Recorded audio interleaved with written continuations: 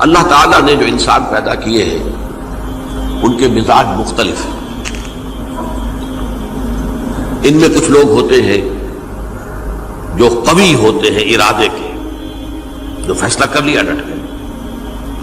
کچھ لوگوں میں وہ قوت ارادی اتنی مضبوط نہیں ہوتی، وہ ادھر ادھر سوچتے رہتے ہیں.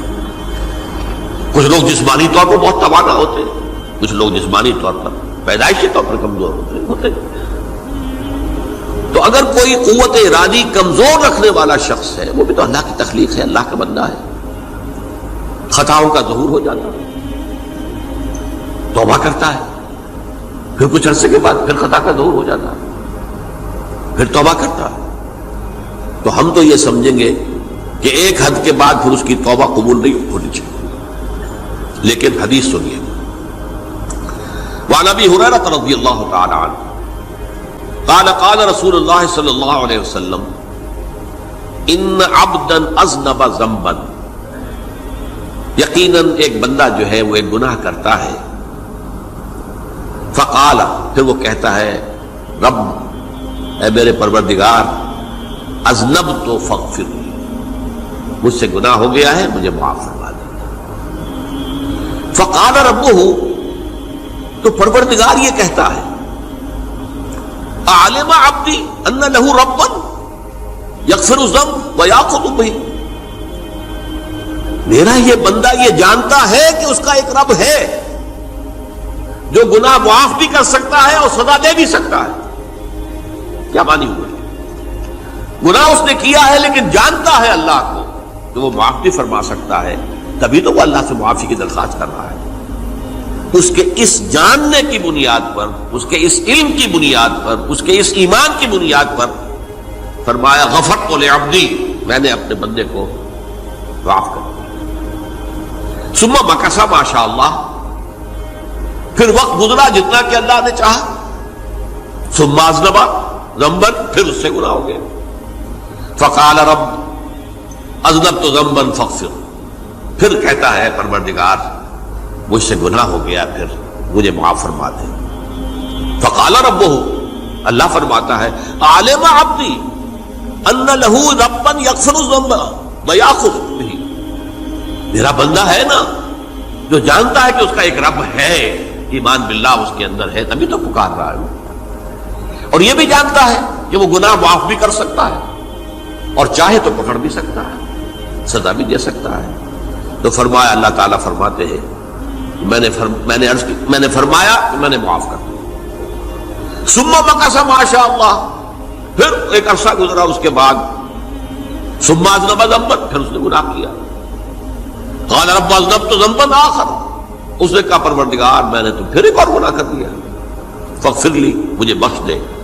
فقال اعلم عبدی ان لہ ربا یغفر الذنب ویأخذ بہ، میرا بندہ جانتا ہے نا کہ اس کا ایک رب ہے جسے وہ پکار رہا ہے، کہ وہ جانتا ہے کہ اسے اختیار حاصل ہے کہ چاہے تو بخش دے اور چاہے تو پکڑ لے. اس کے اس علم، اس ایمان کی بنیاد پر میں نے اسے معاف کر دیا. ایک اور حدیث، میں نے چونکہ اس گفتگو کے لیے ان احادیث کا تفحص کیا ہے، یہ تو بہت ہیں حدیثیں، میں نے ان میں سے کچھ چنی ہیں. ہمارے بعض واعظ ناصح وہ بھی کسی شخص کو روکتے رہے، برائیوں سے روکتے رہے، نہیں رکتا تو کہیں غصے میں آ کے اللہ تجھے کبھی معاف نہیں کرے. یہ کتنا بڑا جرم ہے، اس کا اندازہ کیجئے اس حدیث سے. تم میرے بندے کو میری رحمت سے مایوس کر رہے ہیں، کتنا بڑا جرم ہے، اس کا اندازہ کیجئے.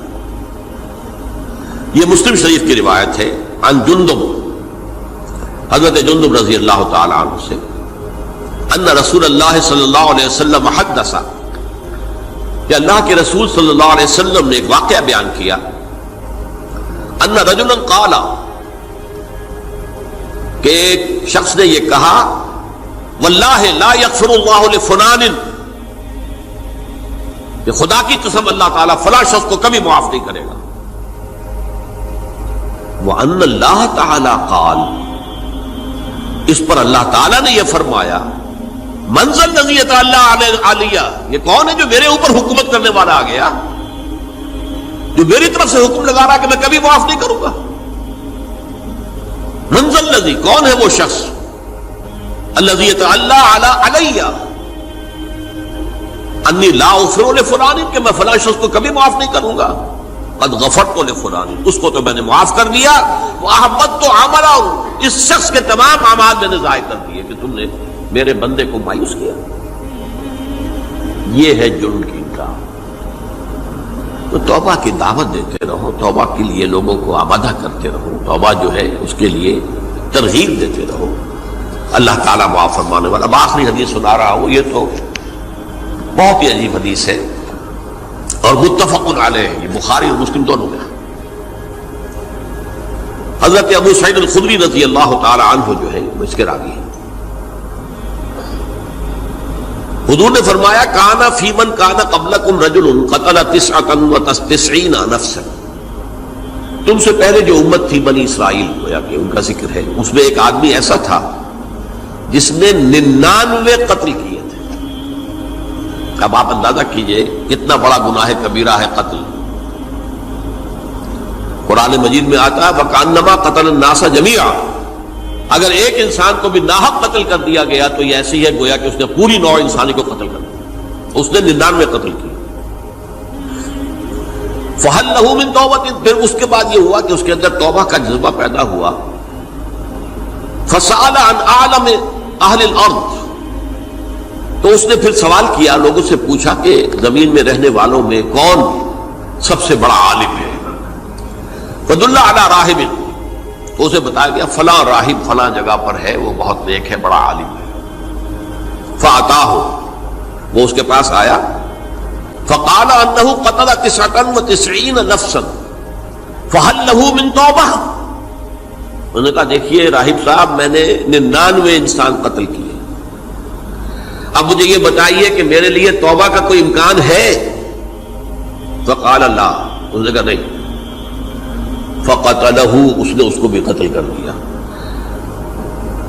فَكَمَّلَ بِهِ 100، اپنی سینچری مکمل کر لی، مطلب 99 کے بعد ایک کی کسر تھی، اس کو بھی قتل کیا، 100 پورے کر لیا۔ ثُمَّ سَأَلَ عَنْ عَالِمِ أَهْلِ الْأَرْضِ، پھر اس نے پوچھا کوئی اور کوئی بڑے عالم انسان ہو۔ فَدُلَّ عَلَى رَجُلٍ عَالِمٍ، پھر اس کی رہنمائی کی گئی ایک بڑے عالم شخص کی طرف۔ فَقَالَ إِنَّهُ قَتَلَ 100 نَفْسٍ، تو اس نے وہاں جا کر کہا کہ میں 100 انسان ہلاک کر چکا ہوں، قتل کر چکا ہوں۔ فَهَلْ لَهُ مِن تَوْبَةٍ، میرے لیے توبہ کا کوئی امکان ہے؟ فَقَالَ نَعَمْ، کہا کیوں نہیں، 100 قتل کیے تب بھی کیا ہے، توبہ کا راستہ دروازہ کھلا ہوا، مَا لَمْ يُغَرْغِرْ، جب تک کہ وہ گھنگرو نہیں بج رہا اس وقت تک تمہارے توبہ کا دروازہ کھلا ہوا ہے۔ فرمایا نعم، وَمَن يَحُولُ بَيْنَهُ وَبَيْنَ التَّوْبَةِ، تمہاری توبہ کے درمیان اور تمہارے درمیان کون حائل ہو سکتا ہے؟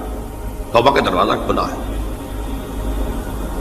لیکن ساتھ ہی کہا انطلق الی ارض کذا و کذا، اب تم ایسے کرو جہاں تم رہتے ہو وہاں نہ جاؤ واپس، وہاں کا ماحول اچھا نہیں ہے، معاشرہ اچھا نہیں ہے، ہو سکتا ہے کہ تم توبہ پر قائم نہ رہ سکو، تم فلاں جگہ چلے جاؤ، وہاں اچھے لوگ آباد ہیں، ان میں جا کر رہو۔ فإن بها اناس یعبدون اللہ تعالی، وہاں ایسے لوگ آباد ہیں جو اللہ کی بندگی کرتے ہیں۔ فاعبد اللہ معہم، تو تم ان کے ساتھ مل کر اللہ کی بندگی اور پرستش کرو۔ ولا ترجع الی ارضک، اپنی زمین کی طرف اپنے وطن میں واپس بن جاؤ۔ فإنها ارض سوء، وہ بری جگہ ہے۔ فانطلقا، تو وہ چل پڑا، ہجرت کر رہا ہے، اس جگہ جا رہا ہے جہاں کا راہب نے بتایا تھا۔ حتی اذا نصف الطریق، جب آدھا راستہ اس نے پورا کر لیا، اتاہ الموت، موت آ گئی۔ فاختصمت فیہ ملائکۃ الرحمت و ملائکۃ العذاب، اب وہ جہنم کے فرشتے بھی آ گئے اس کی جان قبض کرنے کو، اور جنت کے بھی آ گئے۔ فقالت ملائکۃ الرحمہ، رحمت والے جو فرشتے ہیں جنت والے، انہوں نے کہا جا تائبا مقبلا بقلبہ اللہ تعالی، یہ شخص توبہ کر کے اللہ تعالیٰ کی طرف ہجرت کر رہا تھا، اس لیے اس کی نیت کی بنیاد پر اب یہ جنتی ہے، لہذا اس کی روح ہم قبض کریں۔